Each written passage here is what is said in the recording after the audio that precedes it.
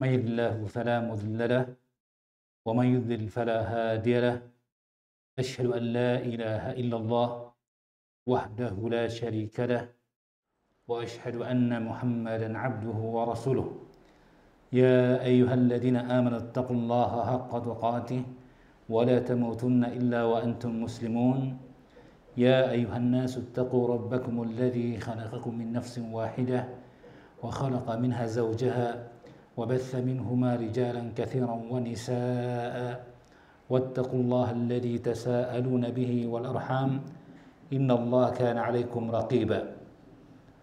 أما بعد فإن أصدق الحديث كتاب الله وخير الهدى هدى محمد صلى الله عليه وسلم وشر الأمور محدثاتها وكل بدعة ضلالة.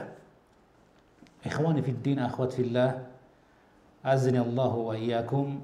Alhamdulillah, kita bertemu kembali pada pagi hari ini dalam pengajian kita membahas kitab Usulun fi Muamalat al-Mali al-Mu'asirah, kaidah-kaidah dalam perdagangan kontemporer.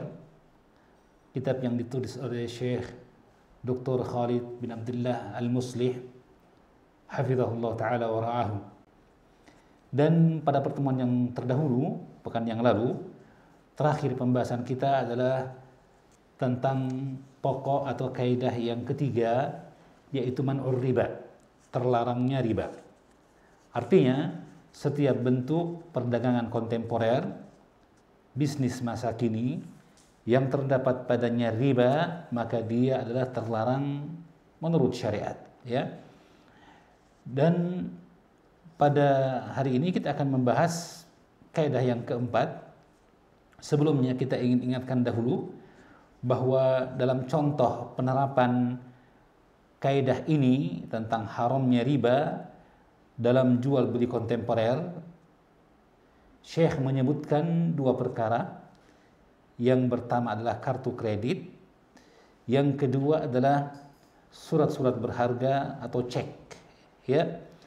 Dan ketika beliau menjelaskan tentang masalah cek ini, maka beliau menyebutkan bahwa pada cek atau penjualan cek, ya, dan cek seperti kita ketahui adalah alat bayar, di mana terkadang ketika terjadi transaksi jual beli, pembeli tidak bisa menghadirkan uang kontan, maka ia membuat surat berharga, yaitu cek, ya.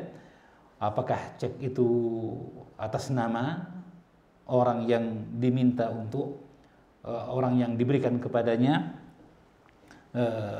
jumlah nilai yang tertera pada cek itu dengan memintanya kepada atau mengklaimnya kepada bank yang mengeluarkan cek tersebut, ya. Apakah kepada orang yang membawanya disebut dengan cek atas tunjuk, kalau tadi cek atas nama, ataupun cek yang berkaitan dengan cek tunda, ya.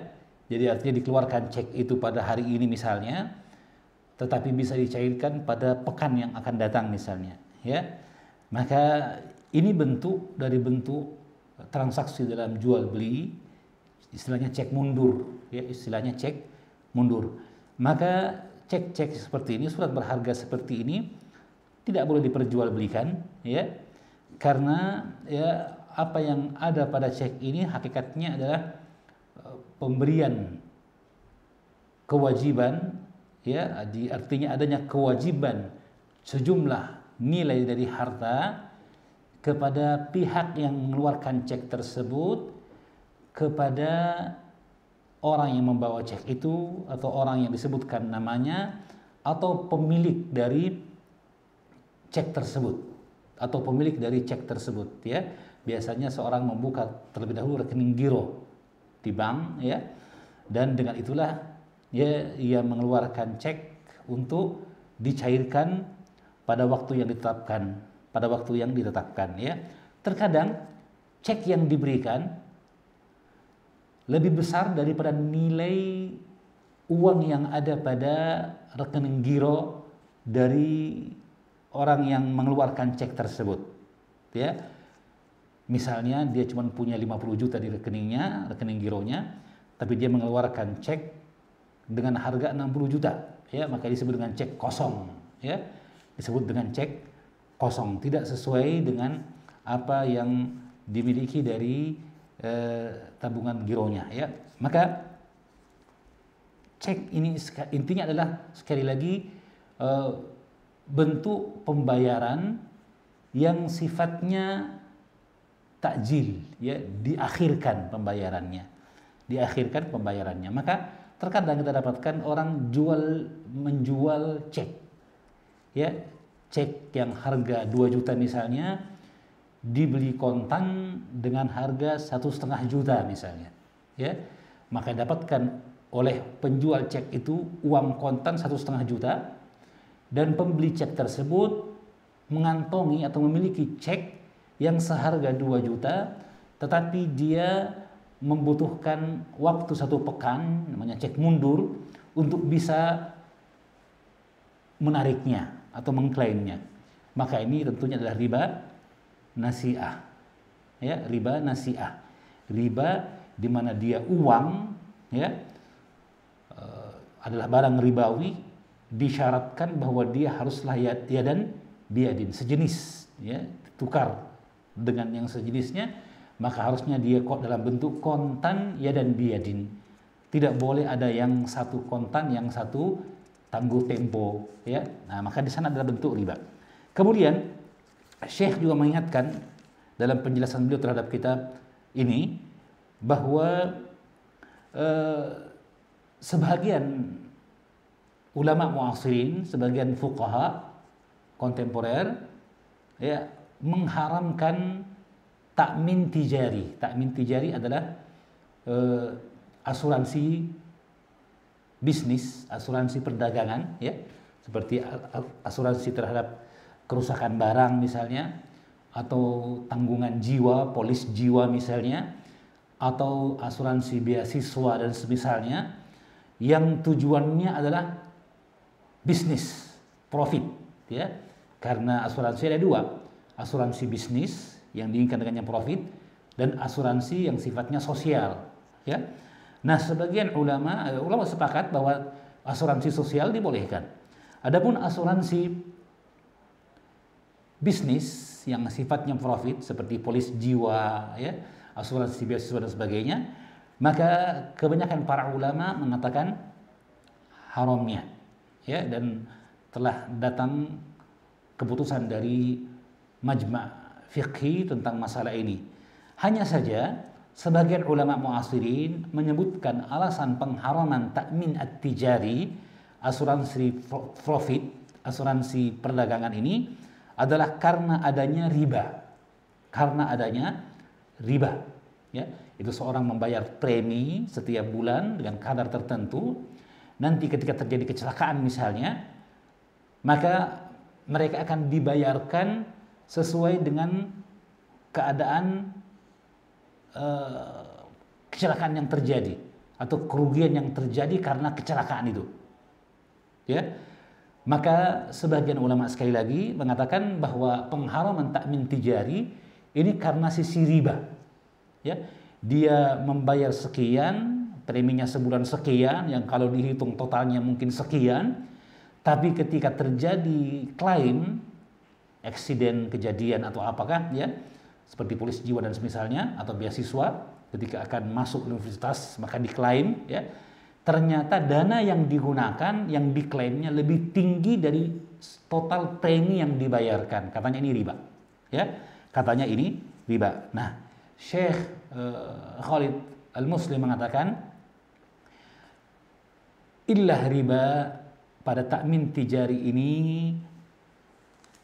malhadun ghairu wadih, kata beliau, perkara yang tidak begitu jelas, ya, tidak begitu jelas. Kenapa? Karena sebenarnya yang ada adalah bukan dalam bentuk penggantian uang, tapi dalam bentuk penggantian kerugian. Misalnya mobil yang mengalami kecelakaan maka dibawa ke bengkel, dibiayai, ya, dengan asuransi, ya, maka bukan dalam bentuk uang tunai, tapi seluruh apa yang bayarkan atau seluruh apa yang digunakan untuk memperbaiki mobil tersebut, inilah yang kemudian diklaim pembayarannya pada pihak asuransi, ya. Maka di sana ada balas jasanya, ada jasanya di sana, ya. Sehingga kata Syekh kurang tepat untuk mengatakan bahwa asuransi bisnis, asuransi profit, ya, terlarang karena riba. Ribanya kurang begitu jelas, kurang begitu tegas. Meskipun mungkin dia diharamkan dengan sebab yang lain, dan itu akan kita bahas pada kaidah yang keempat, insyaallah taala. Sekira jelas ini. Kita masuk pada kaidah yang keempat. Berkata penulis hafizahullah taala, al-asrul rabi' man'ul gharari. Kaidah yang keempat dari kaidah atau pokok-pokok dasar dalam bisnis kontemporer adalah terlarangnya gharar. Ya, gharar adanya bahaya atau ketidakpastian, ya. Maka Syekh membagi pembahasan tentang gharar ini dalam beberapa uraian. Uraian yang pertama adalah tentang definisi gharar itu. Definisi gharar, ya. Gharar dalam bahasa Arab, ya, merupakan bentuk isim masdar, isim bentuk ketiga dari kata gharrara, yugharriru tagriran wa ghararan, ya.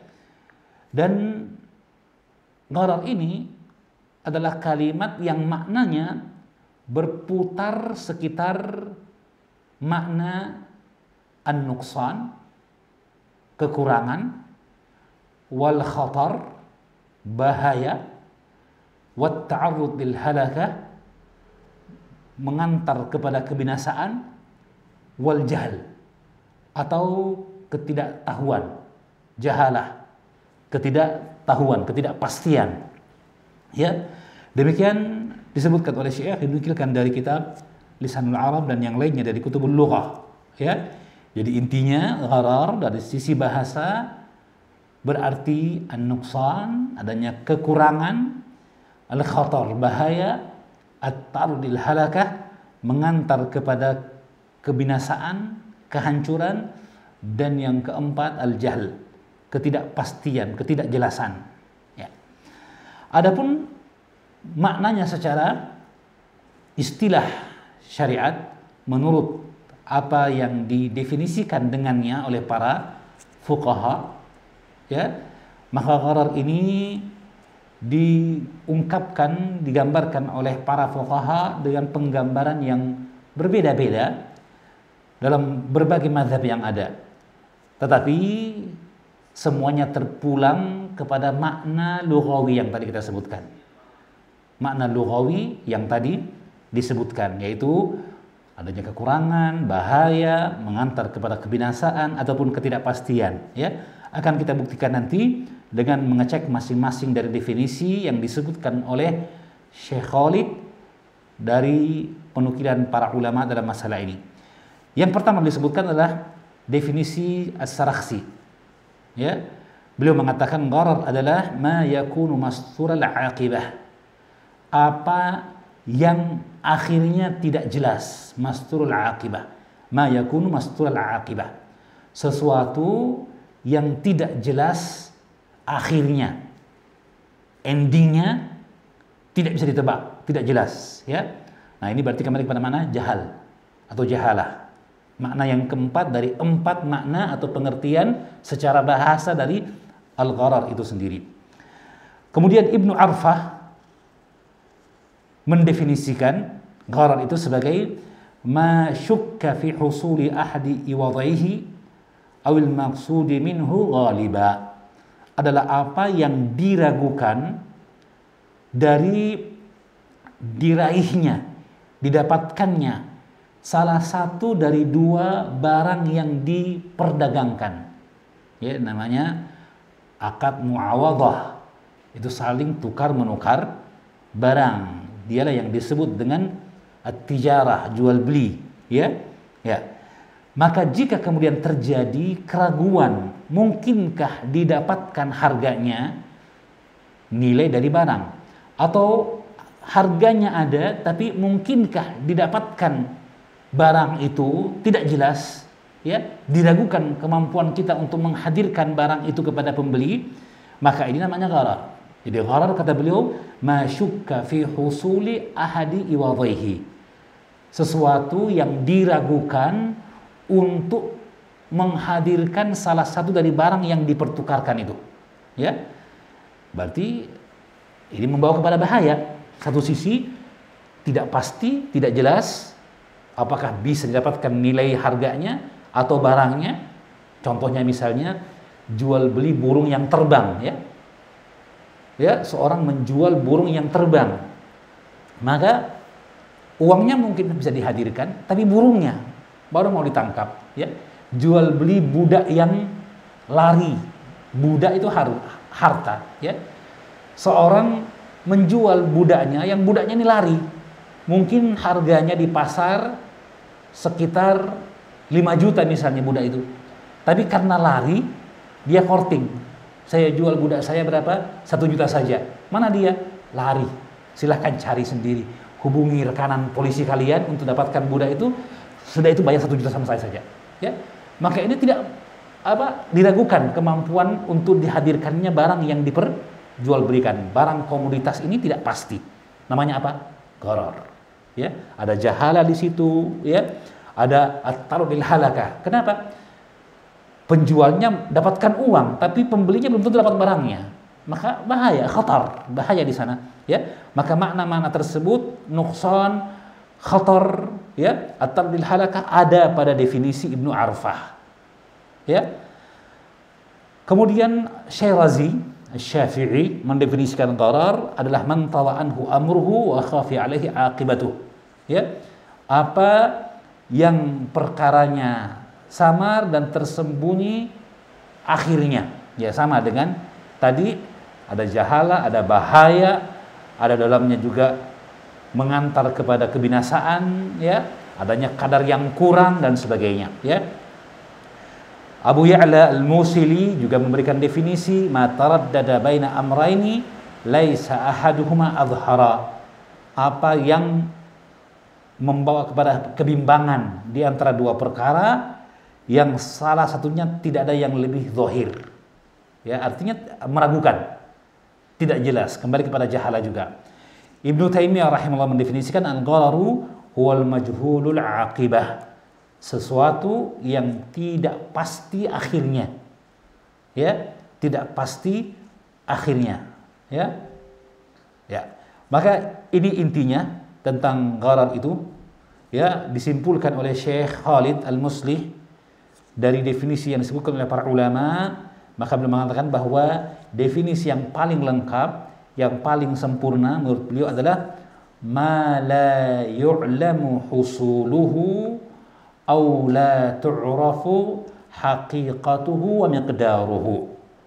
Jadi gharar itu terpulang pada 3 perkara, inti kata beliau. Yang pertama, ma la yu'lamu husuluhu, apa yang tidak diketahui, ya, kemungkinan untuk diraihnya.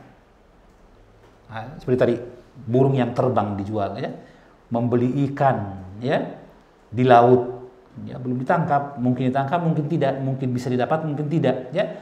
Apa yang tidak jelas, ma la yu'lamu husuluhu, apa yang tidak diketahui hasilnya, apakah bisa didapatkan atau tidak.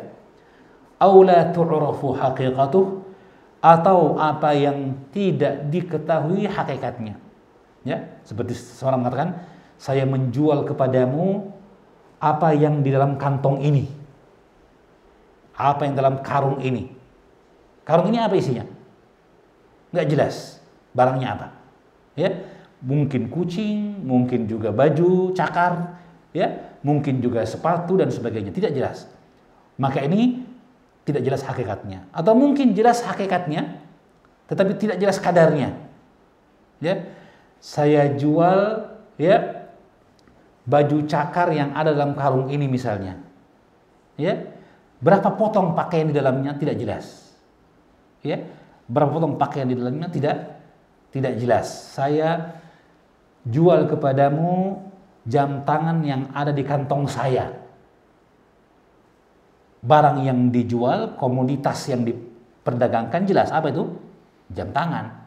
Tapi mereknya apa? Kan dalam kantong, nggak ketahuan. Ya, miqdarnya, kimahnya berapa, harga realnya berapa, tidak jelas. Ya, maka di sini ada bahaya, khatar.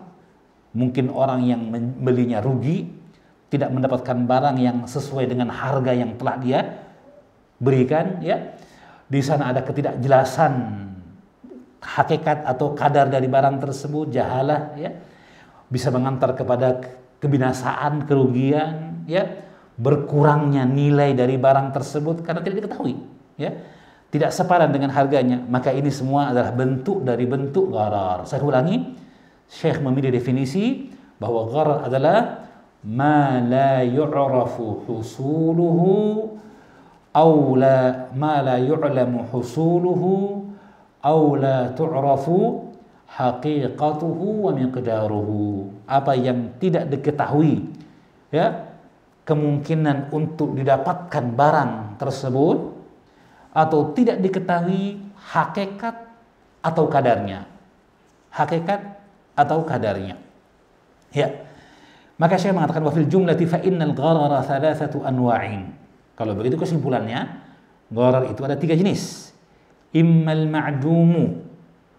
Yang pertama, jenis pertama adalah jual beli barang yang tidak ada sama sekali, belum ada, ya.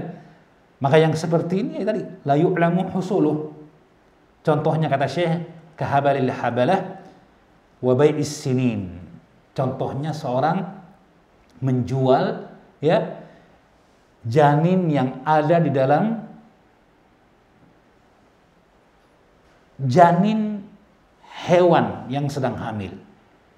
Jadi ada hewan sedang hamil ini, ya, ya, yang ada dalam perut hewan tersebut, janin itu sendiri, ya, kita belum bisa pastikan apakah dia bisa lahir dengan selamat, ya, bahwa dia nanti hidup, ya, setelah dilahirkan dan sebagainya. Nah, orang-orang jahiliyah kemudian bahkan memperjualbelikan bakal janin yang akan dilahirkan oleh janin tersebut. Jadi belum ada barangnya. Yang ada sekarang baru induknya dan janin yang dalam kandungan sang induk tadi. Tapi yang dijual adalah hasil dari janin itu yang belum saja keluar, ya. Maka habalul habala, sebagian seperti ini mengatakannya, sebagian mengatakan janin itu sendiri yang diperjualbelikan. Janin itu sendiri yang diperjualbelikan, ya. Maka habalul habala ini tidak jelas, ya. Tidak jelas, bahkan sesuatu yang tidak ada diperjualbelikan, ya. Demikian pula bai'us sinin. Jadi bai'us sinin ini untuk komunitas pertanian, ya. Seorang membeli produk dari petani, tetapi apa yang dihasilkan bukan produk yang hasil pertanian yang sudah ada sekarang, ya, pohonnya dan kemudian buah-buah yang sudah ranum, tidak, tapi dia membeli produk yang dihasilkan oleh kebun itu untuk tahun-tahun ke depan. Barangnya sudah ada atau tidak? Belum ada sama sekali komoditasnya, produk yang diperdagangkan belum ada sama sekali, ya. Maka yang seperti ini contoh yang pertama atau jenis yang pertama, yaitu jual beli al-ma'dum, jual beli sesuatu yang tidak ada sama sekali. Yang kedua, wa imma al-ma'juzu an taslimih, jual beli barang yang ada, hakikatnya ada, komoditasnya ada, tetapi tidak mungkin untuk bisa diserahkan, ya. Ma'juzun an taslimi, tidak mampu sang pembeli untuk menghadirkan barang itu kepada, tidak mampu sang penjual, mohon maaf, untuk menghadirkan barang itu kepada pembeli, ya. Padahal tentu saja syarat jual beli adalah imkanut taslim. Produk yang diperdagangkan adalah produk yang bisa dihadirkan dan diserahkan kepada pembelinya, kan begitu, ya. Maka ini tidak mungkin untuk bisa dihadirkan dan diserahkan meskipun barangnya ada.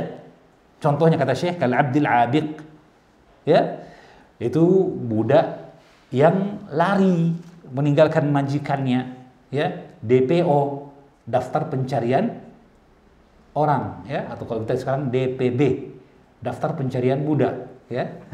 Budak yang buron gitu, ya. Maka yang barangnya ada nggak? Ada, tapi di mana sekarang nggak tahu di mana, ya. Mungkin sembunyi di Nrekang, mungkin sembunyi, ya, itu gambaran saja, ya. Ya, budak sekarang tidak ada lagi. Maka ini bentuk transaksi yang barangnya real ada, tetapi menghadirkan barang itu atau menyerahkan kepada pembelinya perkara yang ma'juz, perkara yang tidak bisa. Ya, maka yang seperti ini ada padanya khatar, mukhatarah, ada padanya jahalah, majhulul aqibah. Apakah nanti bisa didapatkan atau tidak, nggak pasti. Ya, dibeli mungkin harganya miring. Ya, pembeli sudah menyerahkan uangnya kepada penjual, tetapi mungkin pembelinya harus mencari selama bertahun-tahun, ya, kemana rimbanya sang budak itu, dan dia menghabiskan dana yang besar. Ya, maka mukhatarah, ta'arud bil halakah, mengantar kepada kebinasaan. Ya, itu yang kedua. Yang ketiga, wa imma al majhulul mutlaqu awil muayyanu. Ya, yang ketiga dari jenis gharar adalah yang tidak jelas, majhul mutlak, secara umum tidak jelas sama sekali, atau al-majhul al-muayyan, tidak jelas yang diperjualbelikan itu barang yang mana, meskipun disebutkan jenis barangnya. Nah, jadi bedanya majhul mutlak barangnya sendiri jenisnya nggak ketahuan. Seperti tadi kita contohkan, jual beli barang di dalam karung. Karung itu apakah isinya benda hidup atau benda mati, ya? Apakah dia pulpen, ya, atau barang elektronik, tidak jelas. Ini namanya majhul al-mutlaq, sama sekali tidak diketahui. Ya. Yang kedua majhul al-ain, majhul al-muayyan, ya. Diketahui dia jenis barang tertentu. Disebutkan bahwa saya menjual produk elektronik misalnya, ya, menjual HP misalnya dalam karung ini, ya.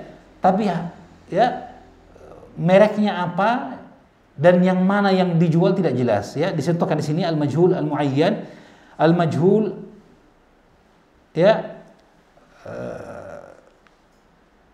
jinsuhu atau qadaruhu atau sifatuhu, yang jenis ketidaktahuan akan produk itu bisa pada jenisnya, bisa pada kadarnya, bisa pada sifatnya. Misalnya seorang mengatakan bi'tuka 'abdan, saya menjual kepadamu budak. Budak yang mana? Nah, ini jelas dia majhul al-muayyan. Ya, budaknya ada, tapi budak yang mana? Ya.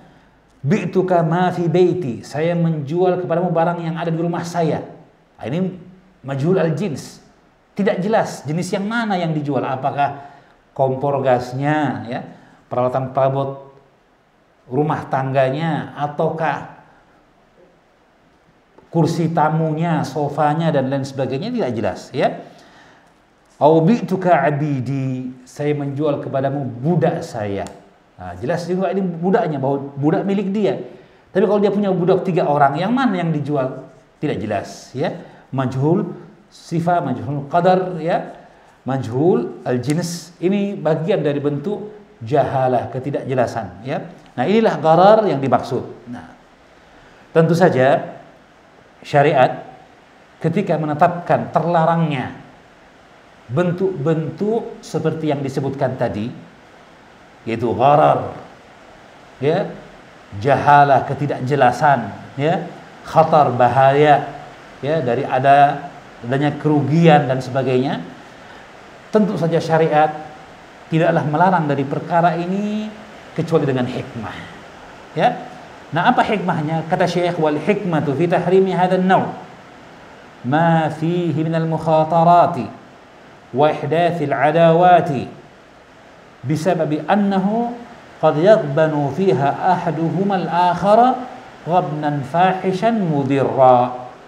Hikmah dari pengharaman jual beli yang terdapat padanya bentuk gharar, ketidakpastian, ketidakjelasan dan sebagainya tadi, adalah bahwa karena dalamnya ada bahaya, al-mukhatarat, al-khatar, bahaya, ya.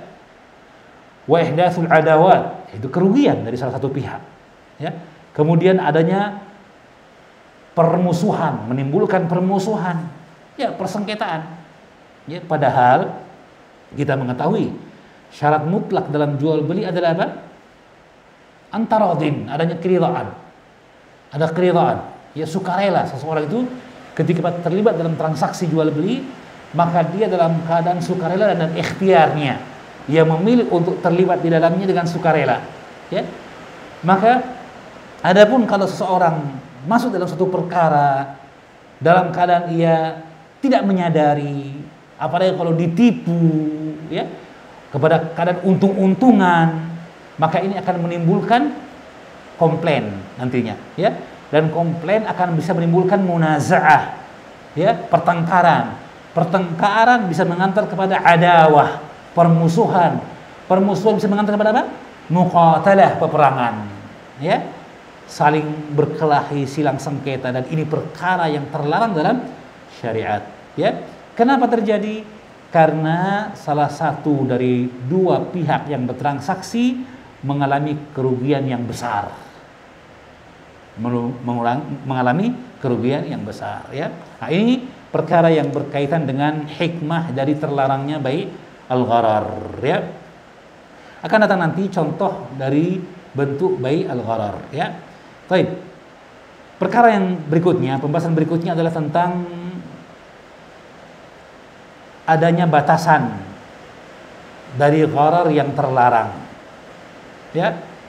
Telah diketahui bahwa larangan dari bentuk gharar ini adalah kaidah yang agung dari kaidah-kaidah syariat, secara khusus tentang bab al-muamalah, bab tentang bisnis, ya, transaksi jual beli, ya. Demikian pula dalam segala bentuk tukar menukar, ya.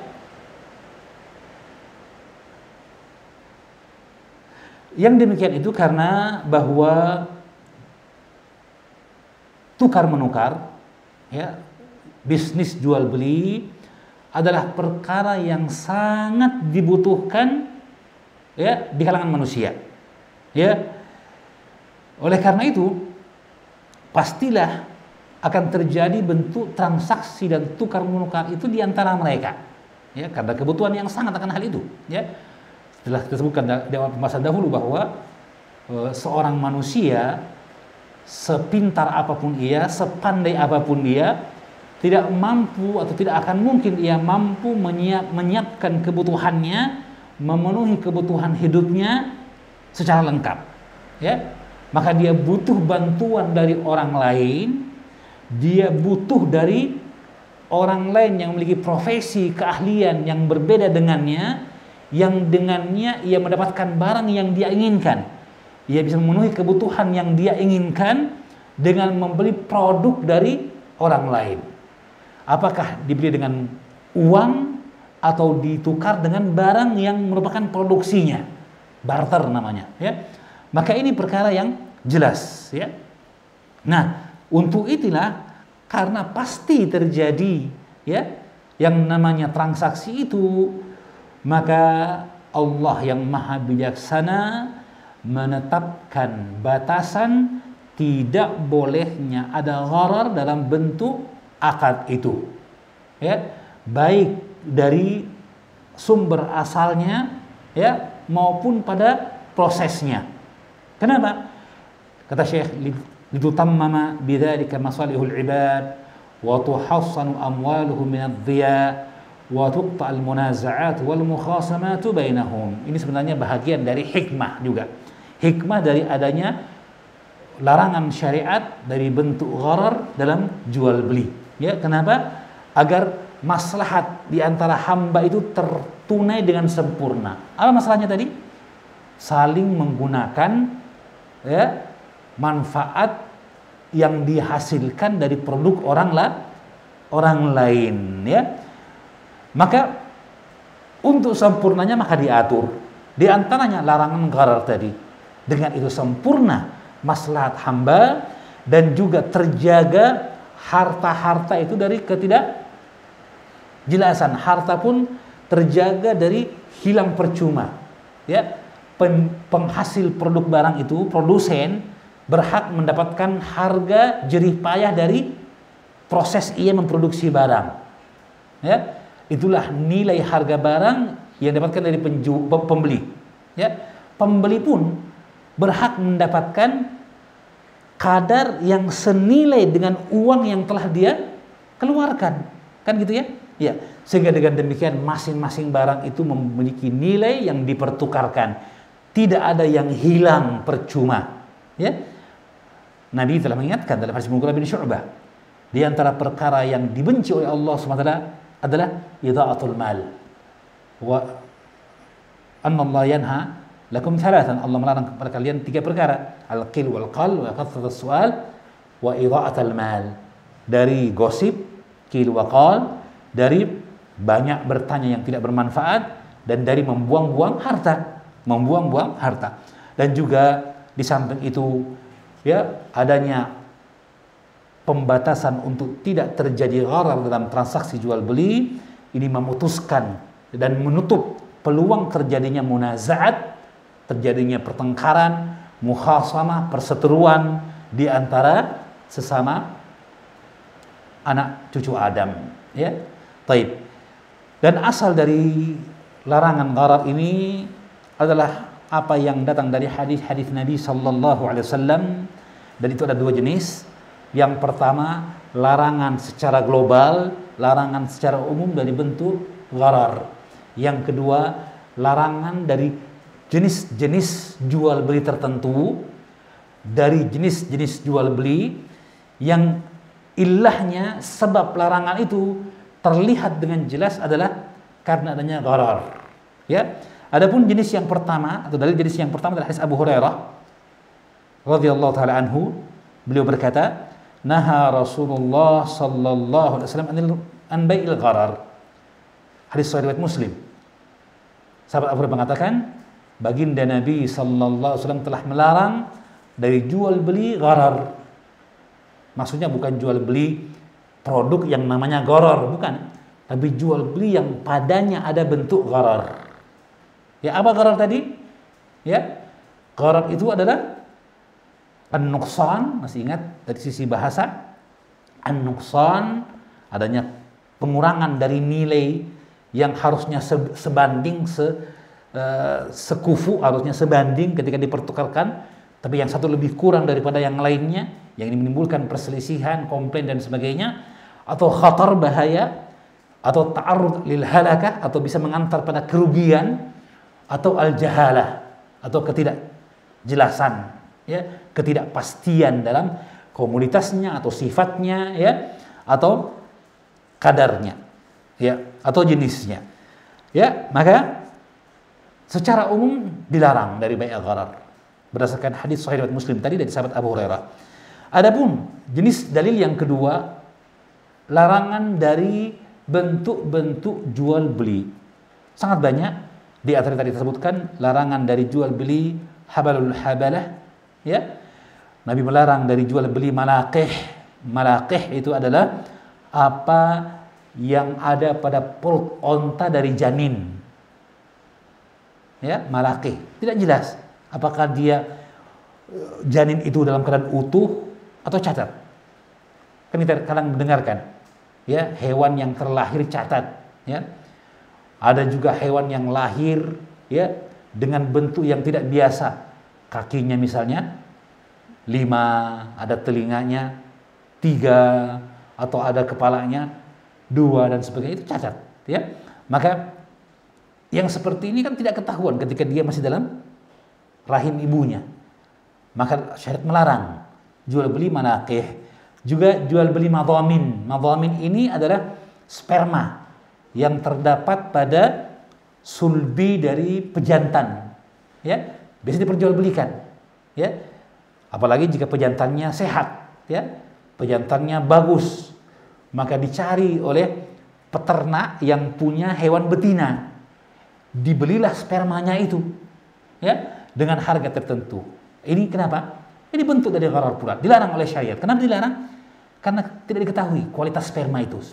Sperma pun punya kualitas yang berbeda-beda, ya. Apakah kemudian ketika dia dipakai untuk membuahi telur yang ada pada hewan betina, apakah bisa menghasilkan bayi janin atau tidak? Belum tentu. Ya, maka dia membayar sesuatu yang belum pasti. Ya, majhulul aqibah. Apakah nanti akan mengandung betina itu atau tidak? Tidak jelas. Ya, maka yang seperti ini terlarang karena gharar. Juga Nabi melarang bai'us thamar qabla budui salahi, menjual produk buah-buahan, tanaman hasil pertanian sebelum layak petik. Sebelum layak petik atau sebelum buah itu ranum. Ya, ini kan terlarang menurut syariat. Ya, kenapa terlarang? Karena kalau belum layak dipetik, ya, maka tidak bisa diperkirakan apakah nanti ketika waktu pemetikan buah itu masih cukup, ya, buah itu masih bagus seperti ketika dibeli. Maka tidak boleh, ya, harus tampak dia ranum. Ya, tampak dia ranum artinya sudah layak dipetik. Kalau langsung dipetik oleh orangnya silakan, dia mau tunggu 2 hari juga tidak ada masalah. Tapi yang jelas bahwa gararnya, ya, kemungkinan dia bangkrut, ya, karena gagal panen dari buah yang dibelinya itu telah tertutupi. Artinya tidak mungkin lagi terjadi. Barangnya sudah layak petik. Ya. Maka syariat melarang jual beli produk pertanian sebelum layak dipetik. Ya, nah, tentunya dalam syariat seperti kita bahas dulu terdahulu, mungkin saja suatu produk pertanian, hasil pertanian itu, komoditas pertanian diperjualbelikan meskipun belum layak petik atau belum ranum maksudnya, tapi dengan syarat segera dipanen. Bisyartil qat', itu boleh. Contohnya, orang kalau buat mangga racet taipa, tentunya pakai mangga masa atau mangga mengkal? Mangga muda, ya.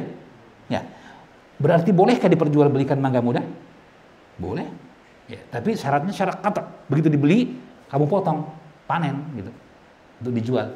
Kok ini melanggar ini, Ustaz? Kan bukankah boleh dijual belikan kalau sudah ranum? Iya, itu kalau dia ingin simpan sampai ranum tidak boleh. Ketika masih muda dibeli, nanti disimpan di pohon sampai ranum baru ranumnya dipetik. Nggak boleh. Karena barang mangga tadi, mangga yang belum siap petik, belum ranum. Jelas ya? Tapi ketika dia beli dengan syarat segera dipanen, maka boleh. Jelas ya? Karena dibeli dengan nilainya. Nilainya bahwa dia tidak seperti ketika ranum. Harga jualnya tentunya lebih murah. Ya, maka tidak masalah. Ya, sama juga misalnya apa? Jagung muda. Ya kan? Nggak boleh berarti, Ustaz, karena belum ranum. Sekarang baru baby corn misalnya, ya, baby corn, ya, yang memang dibuat untuk sayur, mantap itu, ya, ya kan tidak ditunggu sampai jadi jagung, tidak, dia bakal jagung saja begitu, baby corn namanya, ya, maka yang seperti ini boleh berjualan, boleh, karena memang dia dipanen dalam keadaan seperti itu, ya, maka jual beli buah-buahan, barang pertanian, hasil produk pertanian sebelum ranum itu dibolehkan dengan syarat dipanen seketika. Berarti sudah ada manfaatnya seperti itu. Adapun kemudian dia dibeli namun dipanen sebulan yang akan datang, ya, masih pentil, masih bakal buah dan sebagainya, maka ini yang terlarang dalam syariat. Tidak boleh kecuali setelah dia ranum. Tidak boleh kecuali dia ranum. Dan ranumnya setiap buah berbeda-beda tentu saja, ya. Nah, kenapa terlarang? Karena mencegah terjadinya gharar, ya, kerugian, ketidakpastian, ketidakjelasan. Demikian pula syariat melarang bai'ul mulamasah. Bai'ul mulamasah adalah jual beli dengan cara mengusap atau meraba, ya, meraba. Barang tidak dilihat kualitas barangnya, tidak, tapi hanya diraba saja. Ya, ini diantara tafsirnya. Sebagian ulama mengatakan bahwa jual beli mulamasa adalah seorang yang bertransaksi jual beli, tapi dengan cara Syaratnya adalah jika saya pegang bajumu sah. Bai' mulamasah. Saya buat transaksi satu, kemudian mengatakan jika saya pegang bajumu, ya, maka sudah sah saya beli bajumu itu, ya, atau sebaliknya, ya. Maka yang seperti ini diantara maknanya, ya. Lebih dekat adalah bai' mulamasah yang tadi kita sebutkan. Seorang membeli produk yang tidak jelas, mungkin dalam kalung seperti itu, tapi dia merabanya. Apa yang saya pegang ini yang saya beli. Namanya bai' mulamasah. Sama juga dengan bai' al-munabadzah. Dia melempar sesuatu, kemana barang itu jatuh, itulah barang yang dibeli. Ya, kelihatannya ada untung-untungan di situ kan? Ya, sehingga kadang ada orang menyamakan gharar itu sama dengan qimar atau maisir. Kurang tepat. Ya, akan datang nanti penjelasan secara khusus tentang masalah qimar atau perjudian. Ya, meskipun memang yang namanya perjudian itu pasti gharar. Untung-untungan kan, bahaya kan? Namanya perjudian. Mungkin menang, mungkin kalah. Ya kan? Berarti ada khatar di situ. Maka setiap perjudian pasti gharar. Tapi tidak setiap gharar itu perjudian. Tidak setiap gharar itu perjudian. Perjudian itu ada bentuknya tertentu. Ya. Dia lebih khusus dari gharar. Itu kesimpulannya.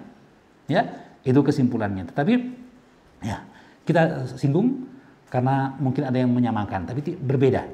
Sekali lagi, setiap perjudian gharar, mengandung gharar. Tetapi tidak semua gharar itu perjudian. Tidak semua gharar itu perjudian, ya.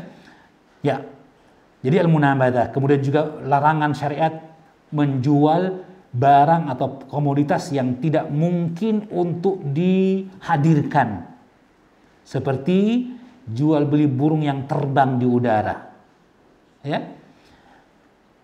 Demikian pula kata Syekh di sini, minal bay'at allati hiya naw'un minal gharar al-majhulil aqibah. Ya. Semua jenis jual beli dari jenis yang ada padanya gharar, tidak jelas, tidak pasti, ya, hasilnya nanti bagaimana, ya, berputar di antara dua kemungkinan, al-atab was-salama. Kemungkinan atab tidak mampu dihadirkan atau mungkin dihadirkan salama, ya.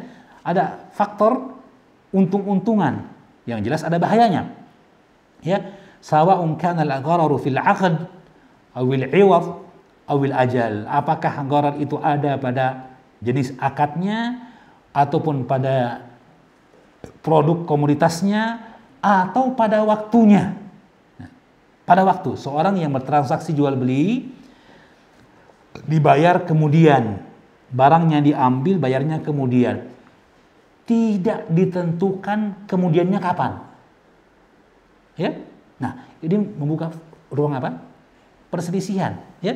Kemungkinan perselisihan. Kenapa? Karena penjual tentunya membeli barang itu dengan modal, kan gitu ya? Iya. Dan harga barang berbeda dari satu waktu ke waktu yang lainnya. Mungkin ketika diambil barang tersebut, ya, diambil dengan harga yang sesuai dengan waktu tersebut. Cuma ingat, dibayarnya tidak jelas. Hingga akhirnya dibayar 5 tahun ke depan. 5 tahun ke depan. Di mana produk itu sendiri harganya sudah melambung tinggi 5 kali lipat. Siapa yang merugi di sini? Penjual. Dibayar produknya dengan harga yang ia tidak mampu membeli produk itu lagi kemudian hari. Ya. Kata orang Jawa tidak cucuk, ya, tidak cocok lagi dengan harga produk itu, ya. Dia untuk beli, menghadirkan lagi untuk jadikan modal, harga jualnya tidak bisa lagi, boro-boro mau untung, kan gitu ya. Maka ini menimbulkan perselisihan dan sebagainya. Maka ini contoh dari apa yang ada padanya gharar pada waktunya pembayarannya, ya. Dalam bab inilah larangan jual beli, ya, di mana seorang ditawarkan padanya harga kontan dan cicil, cicilnya mungkin berbeda-beda, cicil 2 tahun, 3 tahun, 4 tahun, lalu mereka berpisah tanpa menentukan jenis transaksinya. Apakah kontan atau cicil? Cicilnya yang mana? 2 tahun, 3 tahun, atau 4 tahun? Ini juga faktor gharar di situ. Maka dalam bab inilah para ulama mengatakan jual beli seperti ini terlarang. Ya, bukan jual beli kredit. Ya, sebagian orang mengatakan ini berarti dalil tentang terlarangnya jual beli kredit. Enggak, ya, jual beli kredit sah. Ya, bei ajal, jual beli tangguh tempo pembayaran tidak masalah. Ya, enggak jadi masalah itu. Nah, cuma perlu diingatkan tidak boleh ada penetapan konsekuensi nilai yang harus dibayarkan atau nilai yang ditambahkan pada utang disebabkan ketidakmampuan melunasi pembayaran pada waktunya. Ya, ini namanya riba. Denda. Ya, namanya riba. Maka seperti itu ikhwani fillah azanallahu wa yakum. Namun perkara yang perlu diingatkan dan tegaskan oleh Syekh di sini bahwa tatkala syariat melarang dari bentuk gharar, di sisi yang lain kita mengetahui bahwa yang namanya transaksi, yang namanya bisnis memang akan ada selalu keadaan ghararnya. Ada bentuk untung-untungannya. Ya. Orang yang terlibat dalam jual beli bisnis dan sebagainya, jasa dan apapun dia yang disebut sebagai transaksi jual beli, pasti ada bentuk untung-untungan di dalamnya, kan gitu ya. Orang buka kafe, laris apa enggak? Belum tentu kan gitu ya. Ya, maka selalu saja yang namanya peluang untung-untungan ini juga memang ada dalam setiap transaksi. Maka syariat yang adil tidak mengharamkan dari semua bentuk gharar. Ya. Gharar yang terlarang yang ditetapkan dalam kaidah yang keempat ini yang disebut dengan al-ghararu al-mu'assiru. Gharar yang berefek pada transaksi. Ya. Disyaratkan padanya 4 perkara. Disyaratkan padanya 4 perkara.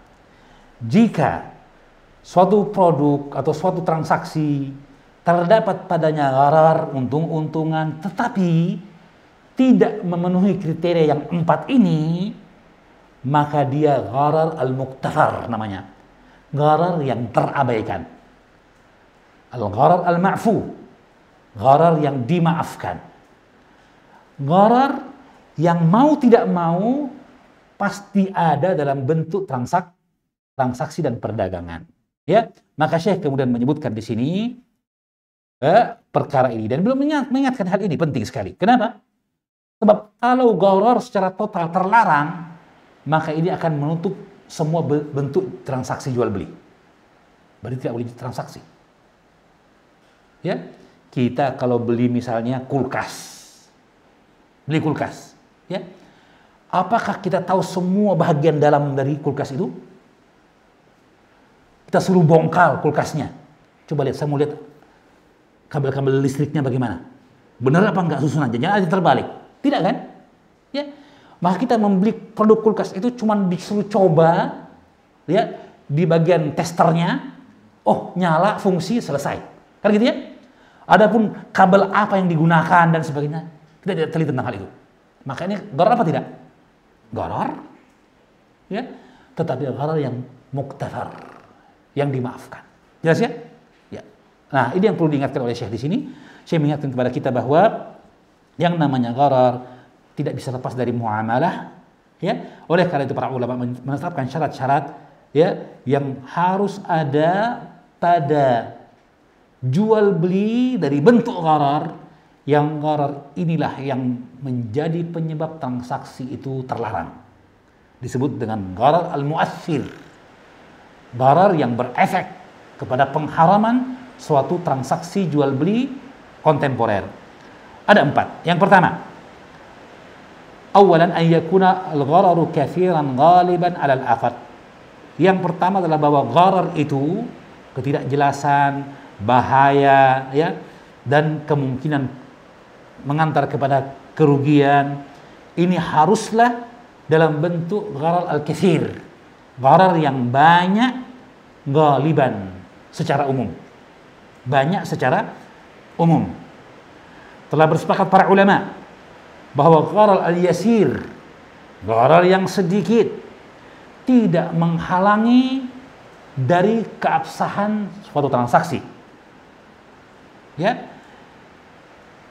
Karena itu perkara yang tidak mungkin terlepas dari bentuk transaksi apapun. Ya. Saya contohkan di sini misalnya, bolehnya kita menjual minuman. Ya.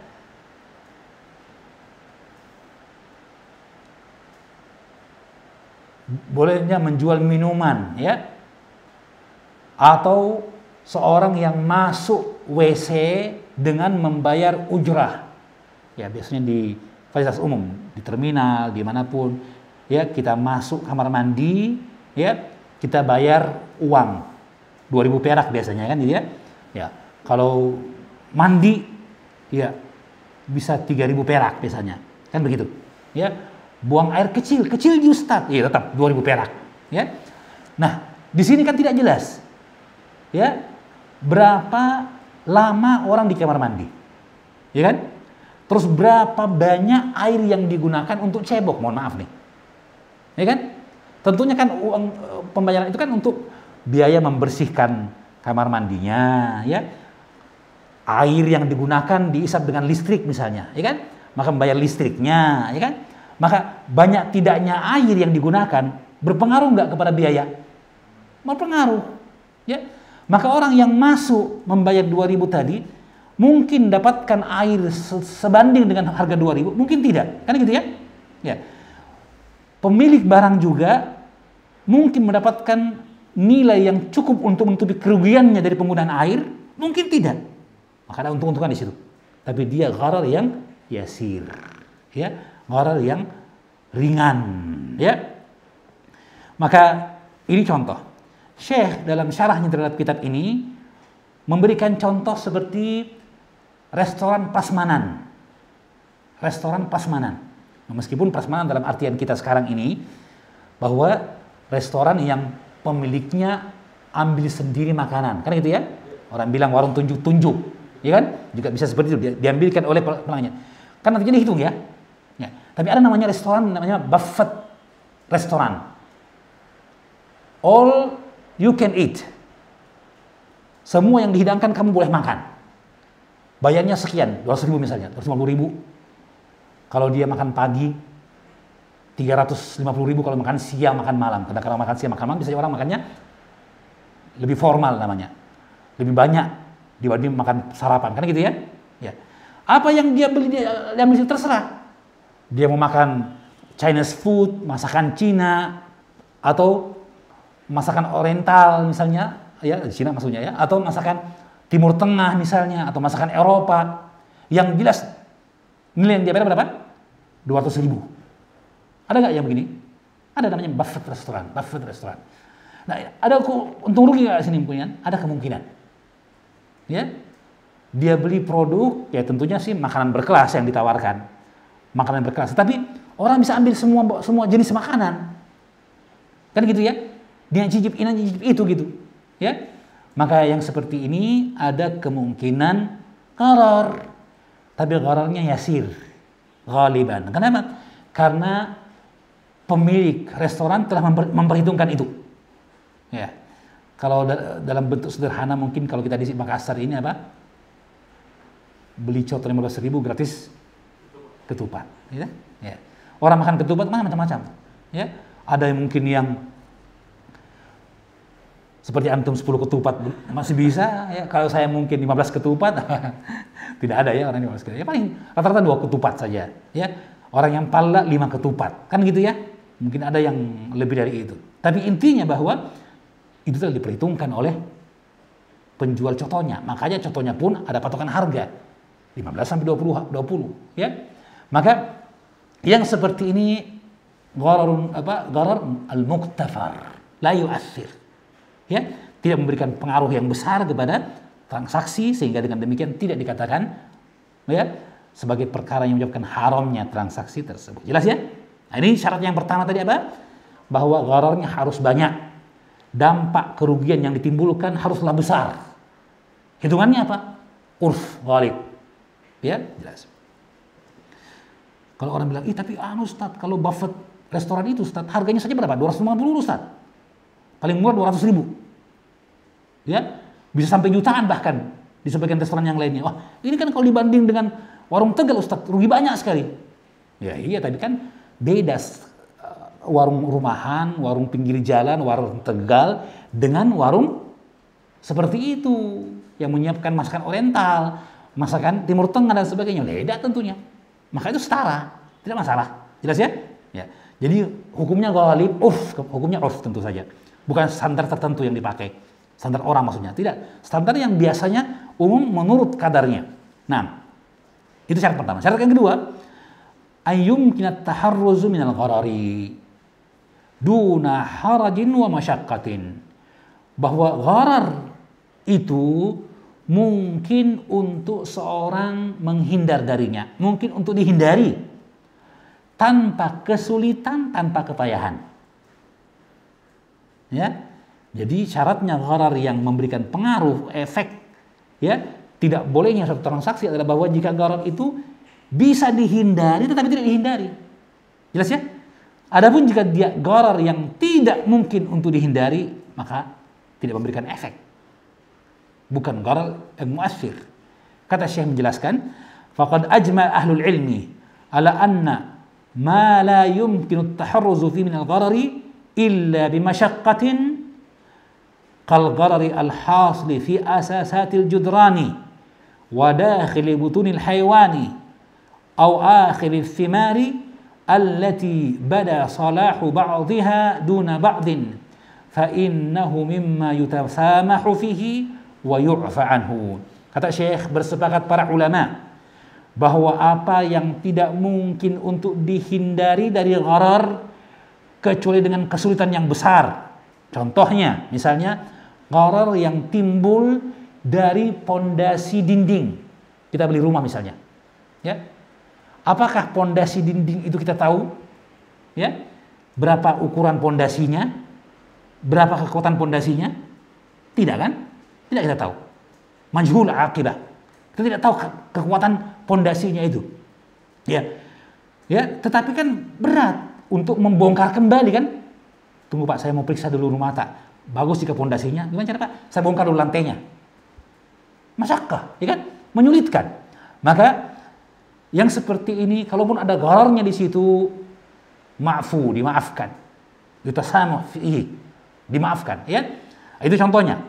Demikian pula apa yang tersimpan pada perut hewan, ya, janin, ya, seorang yang membeli, jadi ingat tadi tidak boleh menjual atau jual komoditas berupa janin dalam kandungan induknya kan gitu ya, ya. Tetapi kalau kita menjual atau membeli hewan yang bunting, boleh apa tidak? Boleh, ya, meskipun misalnya hewan bunting itu dijual dengan harga yang lebih dari hewan yang tidak bunting. Sama-sama betina.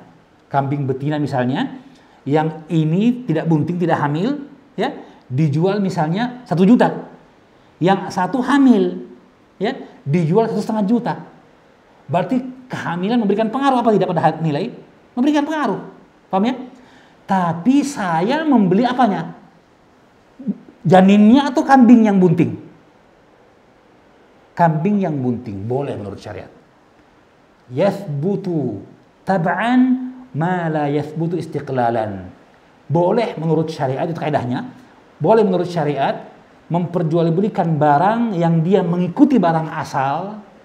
Apa yang terlarang jika bersendirian. Tadi jual beli janin secara bersendiri haram hukumnya, tidak boleh. Kenapa? Tidak jelas janin itu. Apakah dia akan lahir sehat atau tidak? Jelas ya? Ya. Maka ada gharar di situ. Tapi sekarang saya beli kambing betina yang bunting, yang oleh penjualnya diberi harga lebih tinggi dari kambing betina yang tidak bunting. Bolehkah itu? Boleh. Karena saya sudah dapatkan asalnya. Apa asalnya tadi? Kambing yang saya beli bukan anakannya. Saya beli induknya. Ya. Perkara bahwa karena buntingnya ada tambahan pada harga tidak masalah. Ya, karena dia gharar yang kecil. Ya.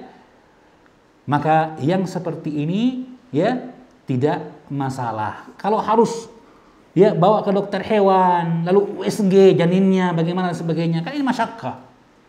Ya. Tidak ada juga orang yang bawa ya ke dokter kandungan, kambingnya sedang bunting untuk tahu ya apakah kakinya 3 atau 4G ya, jangan-jangan ada yang kurang. Tidak. Demikian pula buah yang terakhir pada pembelian produk pertanian yang sudah ranum. Ya, kita tahu bahwa ketika buah itu dibeli di atas pohon namanya ijon. Jual beli buah di atas pohon namanya ijon. Jual beli ijon dibolehkan menurut syariat. Dengan syarat apa? Buahnya sudah layak panen, sudah ranum ya. Nah, sekarang apakah ketika dibeli ya buah di atas pohon tadi itu semua buahnya ranum? Kan pasti ada yang tidak. Ada yang tidak. Memang tidak masalah itu. Ya. Itu tidak masalah ya. Buah yang terakhir ya tidak jadi masalah ya. Yang jelas bahwa dia telah dibeli dengan harga dan harganya pun taksiran. Berapa kilo dalam di pohon itu kira-kira yang ini, maka dia belikan harga itu. Penjual juga menyadari bahwa sebenarnya mungkin buah saya itu kalau dihargai dijual setelah dipetik, dia beli sekarang itu murah, kan gitu ya. Tapi kelebihannya apa? Dia tidak menanggung busuknya buah, ya kan? Maka terjadilah hal itu. Maka yang sebagian ini, kalaupun ada ghararnya ma'fu. Kenapa? Kalau untuk menelitinya butuh kesulitan yang berat, masyakkah. Ya, ini contohnya. Jadi syarat yang kedua, gharar itu bisa dihindari tanpa kesulitan. Adapun jika untuk menghindar darinya butuh kesulitan, menggali pondasi dan sebagainya, mengukur setiap buah di pohon dan sebagainya, maka ini masyakkah, maka dimaafkan, terabaikan.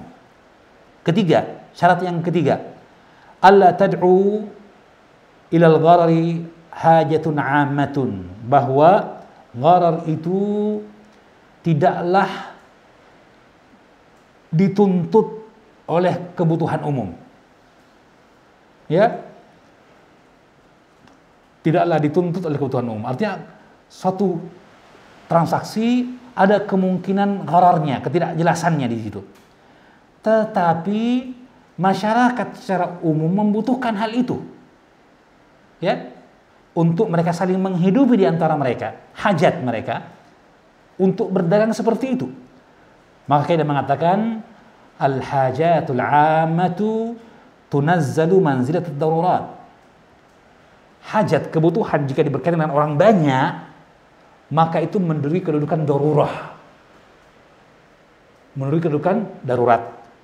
Dan darurat, karena darurat membolehkan apa yang asalnya terlarang. Ad-darurat tubihul mahdhurat. Ya, nah, itu kaidahnya. Disebutkan oleh Imam Al-Juwaini, Abu Ma'ali Al-Juwaini rahimahullah ta'ala, salah seorang ulama Syafi'i yang terkemuka. Beliau mengatakan, al-hajatu fi haqqin nasi kafatan tunazzalu manzilat ad-darurah. Kebutuhan yang berlaku bagi manusia secara umum didudukkan dalam kedudukan darurat. Itu keadaannya, ya. Nah, kalau begitu apa batasan dari hajat itu? Ya, perlu ada penjelasan akan batasannya, ya. Saya mengatakan wa dhabitu hadhil hajah hiya kullu ma law tarakahu an-nasu la tadarraru fil hali awil ma'ali.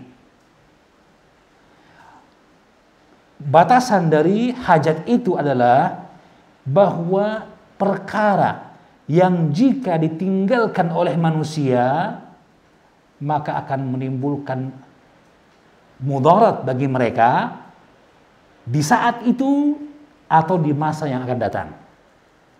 Ya, keadaan yang jika ditinggalkan ya perkara itu oleh manusia akan memberikan mudarat pada masa itu atau di masa yang akan datang.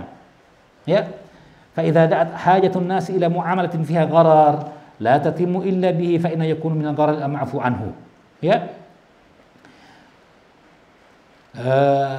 Dinukilkan perkataan Ibnu Rusyd dalam hal ini pula dan Syekhul Islam Ibnu Taimiyah.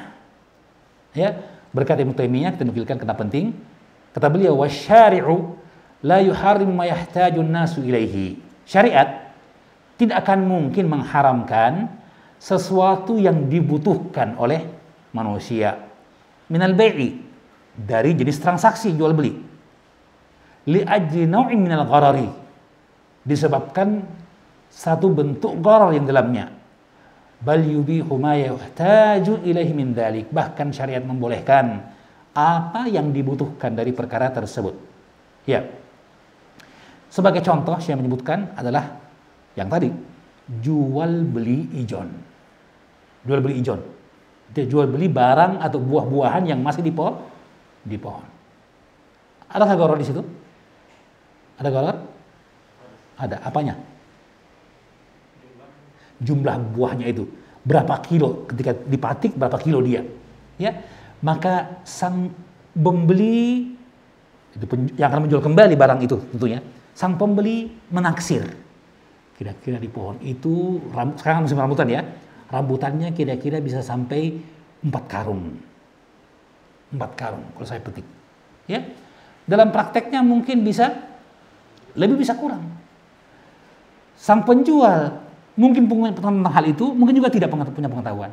Tapi dia khawatir jika dia harus petik dan jual di pinggir jalan, mungkin bonyok. Lebih banyak yang busuk daripada yang laku dijual. Sekarang ada yang beli. Ya udah kalau gitu dia harga miring pun tidak masalah. Yang penting telah mendapatkan nilai dari apa yang dia jual. Maka ini dibolehkan dalam syariat karena hajat manusia. Asalnya bai' ats-thimar, jual beli buah di pohon, sekalipun setelah layak panen, di sana ada bentuk apa? Gharar. Ada bentuk gharar. Untung-untungan. Ya. Mana untungnya pembeli dari selisih perkiraannya kan? Gitu. Begitu. Ya, maka yang seperti inilah tidak masalah karena dibutuhkan oleh manusia dalam perdagangan mereka.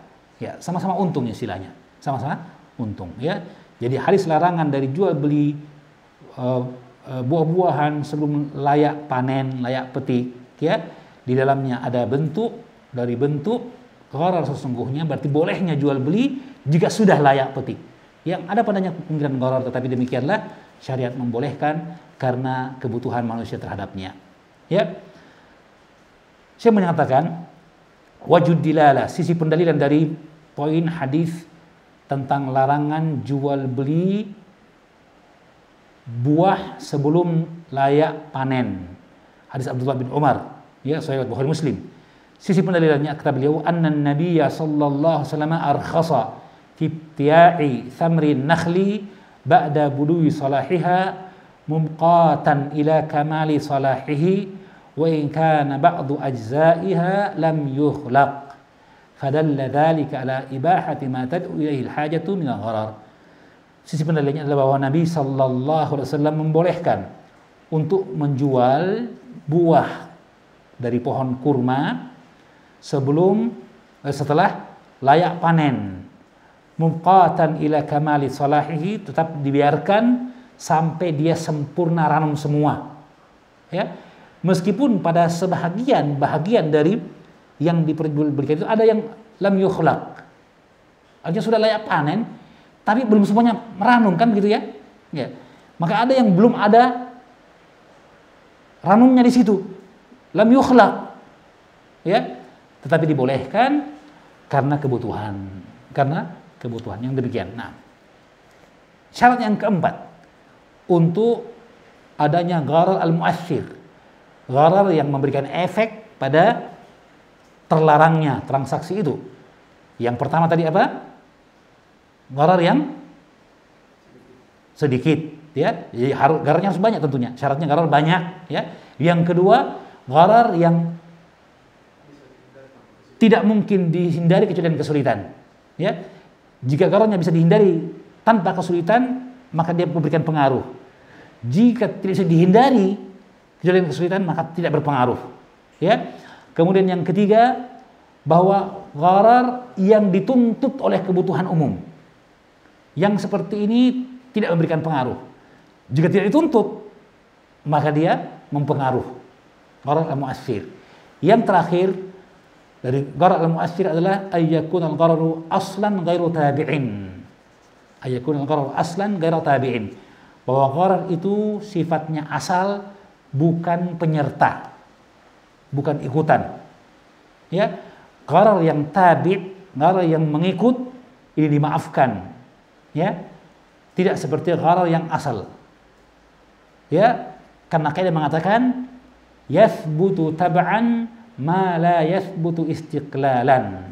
Ya, ditetapkan sah apa yang menjadi penyerta saja, pengikut, apa yang tidak sah jika dia berdiri sendiri. Jika dia berdiri sendiri, ya. Disebutkan oleh Ibnu Taimiyah rahimahullah taala dalam penjelasan kaidah ini, kata beliau, wa jawwazan nabiyyu sallallahu alaihi wasallam idza ba'a nakhlan qad ubbirat ay yashtarita al-mubta'u thamrataha. Dibolehkan oleh baginda Nabi sallallahu alaihi wasallam jika seseorang menjual, ya, barang, atau jika seseorang membeli kurma yang telah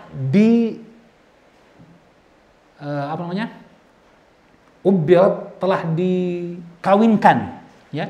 Jadi kurma sama dengan salak kalau kita, ya, di Indonesia harus apa? Dikawinkan, sama dengan vanili, ya.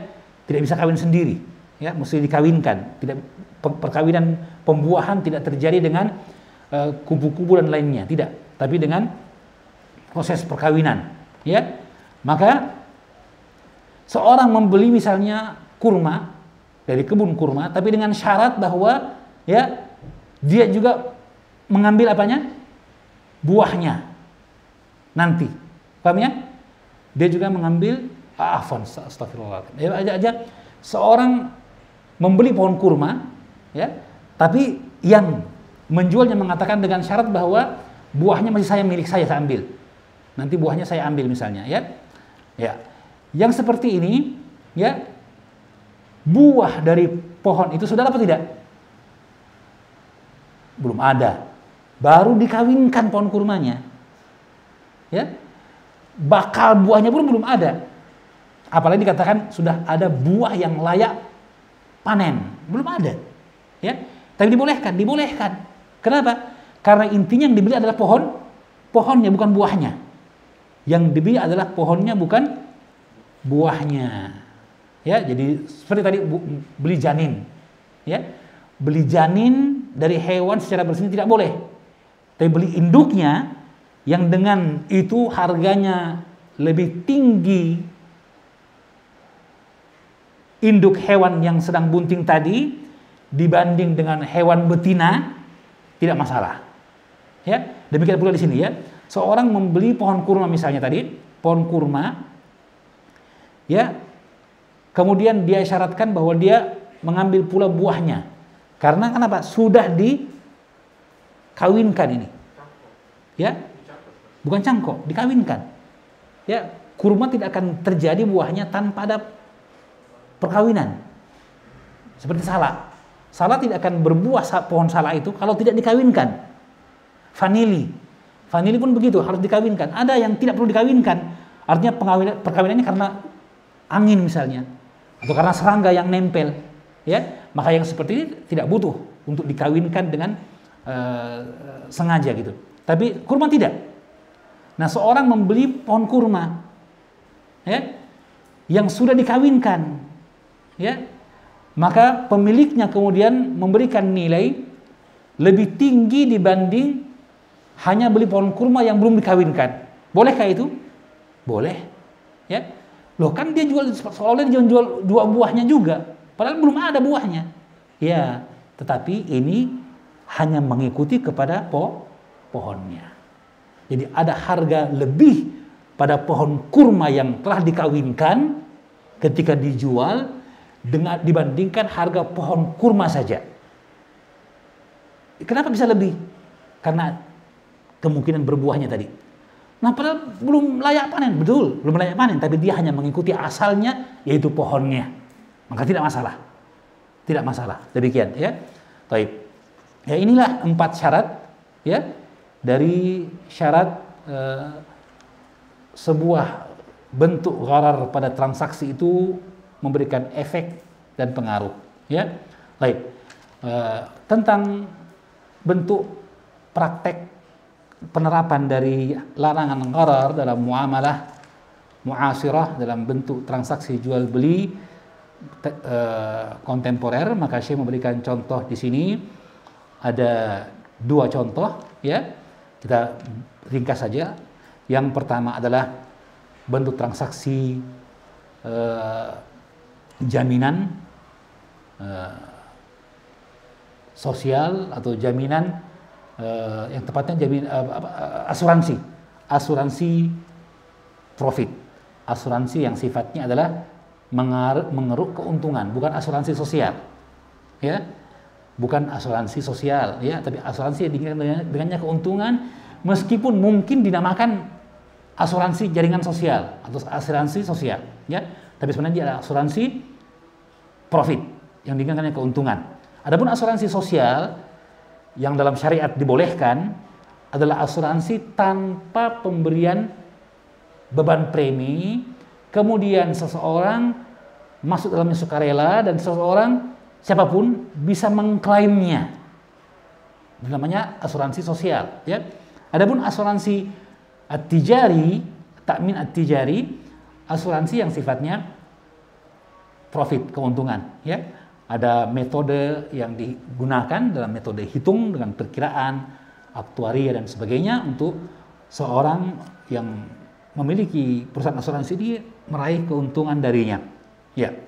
Nah, sebab dari terlarangnya takmin at-tijari adalah karena adanya bentuk gharar, bentuk ketidakjelasan yang besar dalam bentuk asuransi itu. Apa tadi?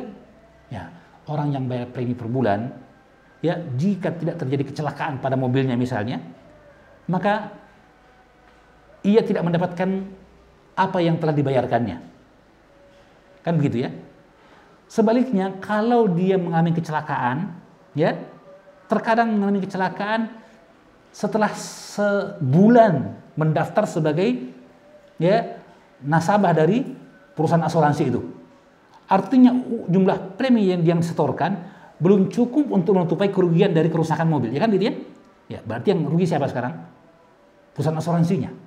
Ya, maka terjadi gharar di sana, terjadi kecelakaan, bahaya, ta'arud lil halakah, ya, kemungkinan kerugian pada salah satu pihak yang bertransaksi. Maka dalam hal inilah, ya, Majma' Fiqih Al-Islami Ad-Duwali, ya, kumpulan fuqaha Islam dari berbagai negara dalam Muktamar Islami menetapkan bahwa akad asuransi bisnis, ya, yang ada padanya premi yang tetap yang diterapkan oleh perusahaan-perusahaan asuransi bisnis adalah akad yang di dalamnya ada bentuk gharar yang besar yang merusakkan bentuk transaksi tersebut, maka dia adalah haram menurut syariat.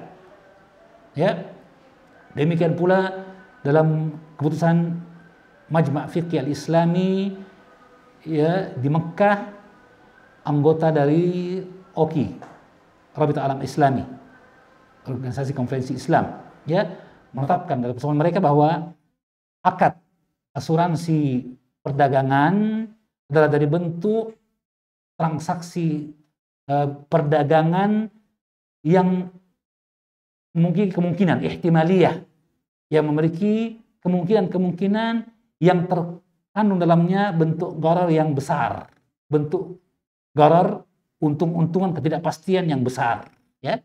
Itu intinya. Nah, kebanyakan dari para ulama dan majami' fiqih al-Islami menetapkan haramnya asuransi perdagangan ini. Jelas ya? Ya. Ada sebagian ulama tentu yang melihat bolehnya dengan beralasan bahwa kalaupun ada gharar, ada asuransi, ya, kecelakaan dan sebagainya tadi, ya, kalaupun ada gharar, kata mereka gharar ini dibutuhkan, hajat, ya, artinya tidak memenuhi kriteria yang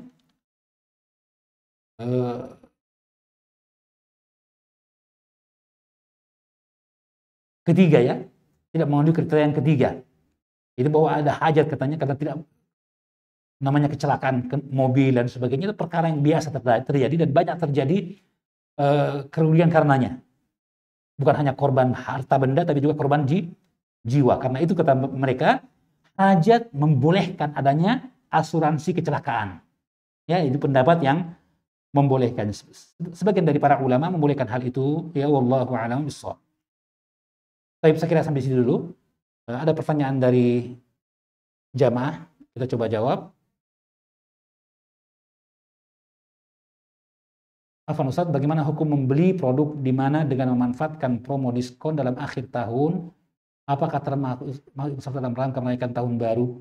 Ya, mendapatkan promo diskon dan apa yang disebutkan karena tahun baru, saya kira itu tidak berkaitan dengan merayakan. Bagaimana juga tidak berkaitan dengan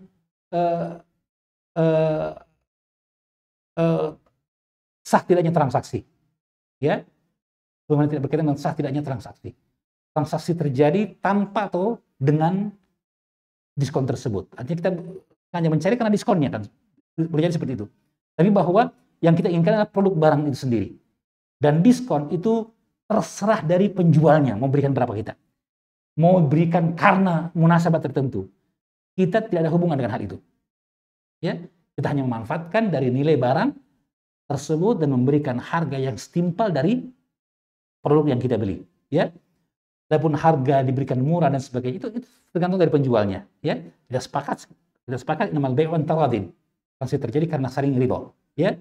Jadi pertama, adanya diskon karena akhir tahun atau tahun baru itu tidak berkaitan dengan akad secara khusus, ya. Tidak berkaitan dengan akad. Kemudian kita memanfaatkan diskon tersebut untuk belanja dan sebagainya, maka itu tidak ada kaitannya juga bahwa kita tidak ikut merayakan. Merayakan perkara lain. Merayakan itu makan-makan dan sebagainya, itu merayakan.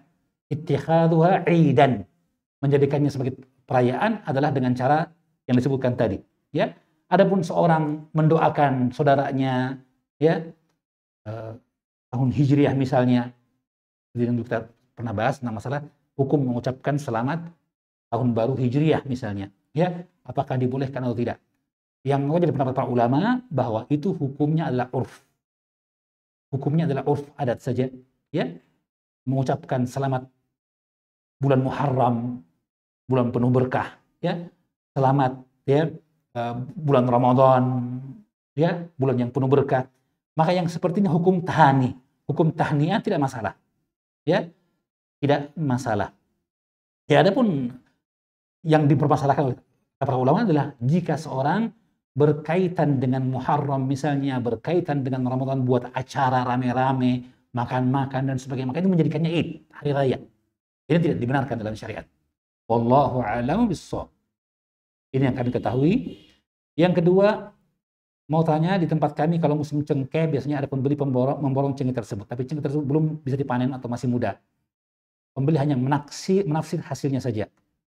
Ya tadi, kalau masih muda tidak boleh, kecuali dengan syarat langsung dipetik, dan tidak mungkin, ya. Maka kalau begitu harus menunggu ketika dia sudah layak panen, meskipun belum panen belum matang seluruhnya, baru boleh dijual. Tapi ditawar Ustadz, ya namanya juga pembeli mau untung banyak, Maka tentunya ketika masih belum layak panen, dia sudah tawar, dan tawarannya pasti berbeda dibanding telah layak panen. Pasti itu. Maka kita sebagai penjual jangan menjual dalam keadaan seperti itu. Wallahu a'lam bishawab. Mohon nasihatnya Ustaz, di musim penghujan saat ini kadang kami tidak menghadiri majelis ilmu karena hujan dan menyaksikan lewat streaming. Apakah tetap kami mendapatkan keutamaan menghadiri majelis ilmu? Ya, insya Allah mudah-mudahan Allah memberikan kepada kita semua pahala seperti itu, menghadiri, ya. Ya.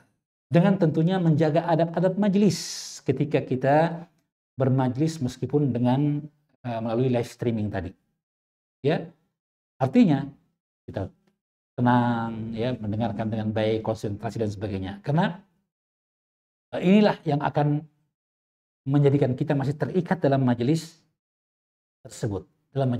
Karena intinya dalam majelis itu adalah keterlibatan kita dalam majelis. Itu intinya dalam majelis itu. Adalah ulama-ulama terdahulu ketika mereka menyampaikan hadis, kadang terjadi bahwa majelis mereka dihadiri oleh ribuan orang. Ya, yang untuk menyampaikan hadis itu ke akhir majelis terpaksa dengan mubalik yang menyebutkan haddatsan, berkata syekhnya haddatsana Muhammadun, maka berkata orang pertama, baris pertama, haddatsat Syekh Muhammadun, yang lain mengatakan haddatsahu Muhammadun, mungkin sampai ratusan yang mubaliknya, begitu banyaknya, begitu luasnya. Ya, mereka terikat dalam majelis itu karena hadir, ya, meskipun mereka tidak mendengarkan suara syekh, mereka hanya mendengarkan suara mubalik. Seperti itulah mungkin live streaming ini. Ya, disampaikan suara dari pembawa materi melalui media-media yang ada sekarang, di komunikasi yang ada sekarang ini. Ya, maka yang seperti ini mudah-mudahan mendapatkan bagian dari perkara tersebut, asalkan kita menjaga adab-adab dalam majelis, ya, yang disebutkan oleh para ulama dalam adab majelis. Wallahu a'lam bishawab. Sekali demikian, yang benar dari Allah Subhanahu wa taala, yang saya akan